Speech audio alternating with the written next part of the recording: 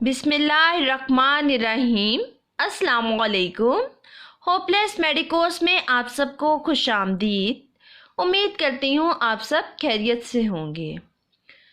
Lecture को start करने से पहले मेरी आप सबसे रिक्वेस्ट है, please like share and subscribe कर दें चैनल को और बेल आइकन पे क्लिक करना ना भूलिएगा, ताकि कोई भी न्यू लेक्चर अपलोड हो तो आपको उसकी नोटिफिकेशन मिलता रहे। आइए चलते हैं अब अपने लेक्चर की तरफ। आज का जो हमारा टॉपिक है वो है पेस्टिसाइड्स। अगर हम पूरी दुनिया में बात करें तो कल्टीवेशन ऑफ प्लांट्स में पेस्ट कंट्रोल है सबसे मेजर प्रॉब्लम है। पेस्ट आपके पास होते क्या हैं? अगर हम पेस्ट की बात करें तो कि कोई भी एनिमल हो सकते हैं, प्लांट हो सकते हैं, इंसेक्ट हो सकते हैं, फंजाई हो सकते हैं, एल्गी हो सकते हैं, बैक्टीरिया, वायरस या कोई भी ऐसी चीज़ जो डैमेज कर दे स्टोर ग्रेन्स को, फूड स्टफ को, कल्टीवेटेड क्रॉप्स को, प्लांट्स और मेडिसिनल प्लांट्स को, तो उसको हम कहते हैं कि ये पेस्ट हैं। अब हमारे पास EPA के अकॉर्डिंग डेफिनेशन क्या है? EPA आपके पास क्या है? इन्वायरमेंटल प्रोटेक्शन एजेंसी है।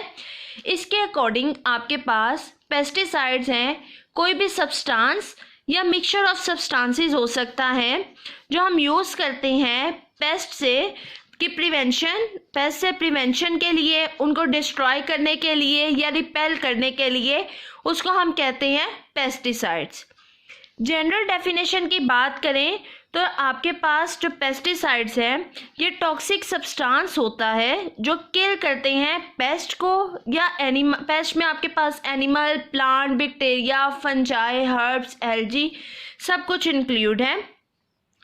ये पेस्टिसाइड्स क्या करते हैं? ये अपना इफ़ेक्ट खुद प्रोड्यूस करते हैं और इनहिबिट कर देते हैं जो भी प्रोसेस हो रहा होता है, मेटाबॉलिक प्रोसेस उन एनिमल्स का या प्लांट्स, हर्ब्स, इंसेक्ट्स का, उसको डिस्ट्रॉय कर देते हैं, उनके मेटाबॉलिक प्रोसेस को डिस्ट्रॉय कर देते हैं। इसको हम कहते हैं पेस्टिसाइड्स। एग्जाम्पल्स में पेस्टिसाइड्स की बात करें तो हम हर्बिसाइड्स हैं जो हर्ब्स को किल करते हैं, इंसेक्टिसाइड्स हैं जो इंसेक्ट्स को किल करते हैं, रोडेंटिसाइड्स हैं जो रोडेंट्स को किल करते हैं, बैक्टीरियोसाइड्स हैं जो बैक्टीरिया को किल करते हैं, फंजिसाइड्स हैं या फंजिसिडल हैं जो फंजाई को किल करते हैं। इसी तरह एल्गी के लिए भी आते हैं। आगे हम ये देखते हैं कि आपके पास हिस्ट्री क्या है। अगर हम बात करें कि हिस्ट्री क्या थी पेस्टिसाइड्स के बैक पे, तो वो हम हिस्ट्री को देखेंगे कि हमारे पास हिस्ट्री में बहुत से एग्जाम्पल मौजूद हैं जिनको हम देखते हैं। अगर हम 1000 BC की बात करें, चाइना में सल्फ़र यूज़ होता था फ्यूमिगेंट के तौर पर बैक्टीरिया को किल करने के लिए और फंगस को किल करने के लिए। इसके बाद जो है सल्फ़र को पूरी दुनिया में यूज़ करना शुरू हो गए थे और आज भी सल्फ़र जो है वो वाइडली यूज़ होता है वाइन बैरल्स को प्रोटेक्ट करने के लिए और वाइन में यूज़ होता है। अगर हम 1690 की बात करें तो 1690 में हमारे पास क्या था? निकोटीन वाटर था जो टोबैको लीफ से एक्सट्रैक्ट किया जाता था। निकोटीन वाटर उनको हम स्प्रे करते थे प्लांट्स पर एज एन इंसेक्टिसाइड के तौर पर, हम उसको स्प्रे करते थे। टोबैको लीफ से हम ऑब्टेन करते थे निकोटीन वाटर और उसका स्प्रे करते थे प्लांट्स पे और यूज़ करते थे एज एन इंसेक्टिसाइड। हम हिस्ट्री में 1700 की बात करें तो हमारे पास क्या था? हम स्ट्राइकिनिन यूज़ करते थे जो हम प्लांट से ही एक्सट्रैक्ट करते थे और ये किल करते थे। हम क्या यूज़ करते थे? स्ट्राइकिनिन यूज़ करते थे जो प्लांट्स में हम प्लांट से ही ऑब्टेन करते थे और ये किल करते थे रोडेंट्स को, ये रोडेंट्स को किल करते थे। अब हमारे पास क्या था? नेक्स्ट था 1800s में। 1800s में क्या किया था? आर्सेनिक ट्राईऑक्साइड यूज़ किया गया था। आर्सेनिक ट्राईऑक्साइड ये क्या किल करता था? ये वीड किलर थे। ठीक है, ट्राईऑक्साइड यूज़ किया था जो क्या थे? वीड किलर थे। अब हमारे पास फिर 1800s में हमने एक और यूज़ किया था जो था रोटिनोन। रोटिनोन क्या करता था? ये भी हम जो है एक्सट्रैक्ट करते थे और ये हम यूज़ करते थे, प्लांट से एक्सट्रैक्ट करते थे और यूज़ करते थे इंसेक्टिसाइड के तौर पर। इंसेक्टिसाइड के तौर पर इसको यूज़ किया जाता था। फिर हमने क्या किया, 1800s में ही हमने एक और लिया, उसको हम कहते थे पायरेथ्रम। पायरेथ्रम को हम कैसे यूज़ करते थे, इसको हम यूज़ करते थे, प्लांट से एक्सट्रैक्ट करते थे और यूज़ करते थे इंसेक्टिसाइड्स के तौर पर। फिर हमने 1900s में हमने क्या किया, 1900s में हम लेड आर्सेनेट यूज़ करते थे, ठीक है, आपके पास, और वो क्या करता था, वो भी इंसेक्टिसाइड के तौर पर यूज़ होता था। फिर हमारे पास 1962 की बात करें तो उसमें क्या हुआ था, हमारे पास साइलेंट स्प्रिंग था बाय रेचल कार्सन। ये हम यूज़ करते थे एज अ इंसेक्टिसाइड्स, हम पेस्टिसाइड के तौर पर ही इसको, इसने हमें आइडिया दिया था पेस्टिसाइड्स का, और फिर हम आगे पेस्टिसाइड्स को यूज़ करते थे। अब पेस्टिसाइड्स के रूट ऑफ एंट्री क्या है, इनके रूट ऑफ एंट्री देखा जाए तो फर्स्ट पे आता है डर्मल, थ्रू स्किन एंटर होते हैं। सेकंड पे आता है ओरल रूट, थर्ड पे रेस्पिरेटरी और फोर्थ पे ओक्यूलर।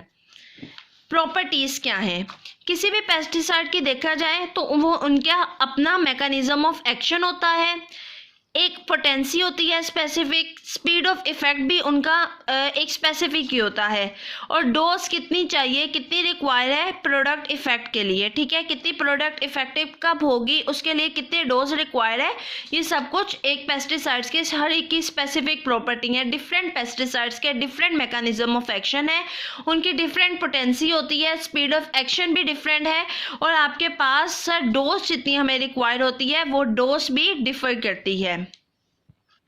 नेक्स्ट हमारे पास आते हैं एनिमल पेस्ट। एनिमल पेस्ट क्या होते हैं, एनिमल पेस्ट में हमारे पास रोडेंट्स हैं।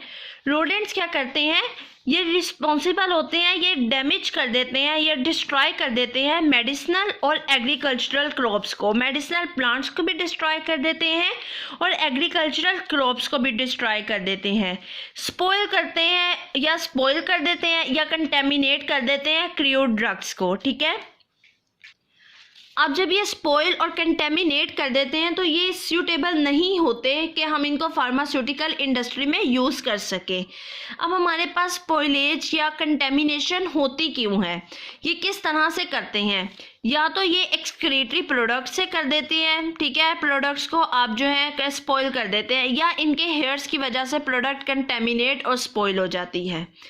रोडेंट्स की बात करें तो ये आपके पास रिस्पॉन्सिबल है, इनमें और क्या क्या इंक्लूड है, रैबिट्स आ जाते हैं, रैबिट्स के अलावा रैट्स आ जाते हैं, रैट्स के अलावा माइस आ जाते हैं, ये सब रोडेंट्स में हम रोडेंट्स में आते हैं। नेक्स्ट हमारे पास आते हैं इंसेक्ट्स। इंसेक्ट्स क्या हैं, अगर हम बात करें तो मोर देन 1 मिलियन स्पीशीज़ हैं इंसेक्ट्स की जो प्रेजेंट है इन द वर्ल्ड में। अब आपके पास क्या है, 10,000 स्पीशीज ऐसी हैं जो रिस्पॉन्सिबल हैं क्रॉप ईटिंग के लिए, ठीक है। अब इनको डिवाइड बेसिकली किया गया है, जो आपके पास है 2 कैटेगरीज में, 2 ग्रुप्स में इनको डिवाइड किया गया है। फर्स्ट आपके पास आता है बाइटिंग इंसेक्ट्स और सेकंड आते हैं सकिंग इंसेक्ट्स। बाइटिंग इंसेक्ट्स में इंक्लूड है grass hoppers, corn air worms, और ये बाइट करते हैं सीड्स को, स्टेम्स को, फ्रूट्स को, लीव्स को, किसी भी मेडिसिनल प्लांट्स के। सकिंग लीव्स क्या होते हैं, सकिंग इंसेक्ट्स हैं आपके पास जो सक करते हैं, ये बाइट नहीं करते बल्कि सक करते हैं, जैसे मॉस्किटो हो गए, बटरफ्लाइज हो गई। प्लांट पेस्ट, प्लांट पेस्ट आपके पास क्या होते हैं, इसमें माइक्रो ऑर्गेनिजम्स हैं आपके पास, ठीक है। माइक्रो ऑर्गेनिज्म में हमारे पास बैक्टीरिया आ जाते हैं, फंजाई है और वायरसेस हैं। माइक्रो ऑर्गेनिजम्स की बात करें तो बैक्टीरिया जो है आपके पास ज़ैंथोमोनास, ये लीव स्पोर्स में ये क्या करता है, लीव स्पोर्स कॉज करता है। फंजाई की बात करें तो फंजाई में स्पोर्स जो हैं वो कम इन कांटेक्ट में आते हैं, जब वो कांटेक्ट करेंगे तो उसमें आपके पास कोज करेंगे रिनाइटिस, और अगर हम इनहेल कर लेते हैं तो ये एस्थमा और हे फीवर में कोज करते हैं। नेक्स्ट अगर हम वीड्स की बात करें तो वीड्स आपके पास क्या होते हैं, वीड्स हमारे पास अनडिज़ायरेबल प्लांट्स हैं। डिज़ायरेबल या कल्टिवेटेड प्लांट्स में अनडिज़ायरेबल प्लांट्स को हम वीड्स कहते हैं। वीड्स क्या करती हैं, वीड्स कंज्यूम कर लेते हैं मिनरल्स को, वाटर को और फर्टिलाइजर्स को, वो जो हमने कल्टीवेटेड प्लांट्स को दी होती हैं उनको भी ये कंज्यूम कर लेती हैं और उनकी ग्रोथ को रोक देते हैं, इनहिबिट कर देते हैं। अब हमारे पास मैकेनिज़्म, मैंने जैसे आपको पहले बताया कि पेस्टिसाइड्स का मैकेनिज़्म डिफरेंट होता है, वो हम नेक्स्ट लेक्चर में डिस्कस करेंगे कि मैकेनिज़्म डिफरेंट पेस्टिसाइड्स का क्या होता है। अगर तो ये इंजेस्टेड होते हैं तो फिर ये किल कर देते हैं और कोज करते हैं, इसको हम कहते हैं स्टमक पॉइजन भी कहते हैं। दूसरा, अगर तो ये कम इन कांटेक्ट आते हैं तो इनको हम कहते हैं कांटेक्ट पॉइजन। अगर इंजेस्ट कर लिया जाए तो इन्हें स्टमक पॉइजन कहा जाता है। अगर ये डायरेक्ट कम इन कांटेक्ट में आ जाए तो इनको कांटेक्ट पॉइजन कहा जाता है। अब चॉइस ऑफ केमिकल्स, हम चॉइस ऑफ केमिकल कैसे देखते हैं? हम चॉइस ऑफ केमिकल देखते हैं कि वो कैसे पेस्ट को किल कर रहा होता है। ये सबसे ज़्यादा ज़रूरी हमारे पास होता है कि हम केमिकल्स की चॉइस कैसे रखते हैं, किस तरह से हम केमिकल्स को, कौन सा केमिकल सिलेक्ट करते हैं।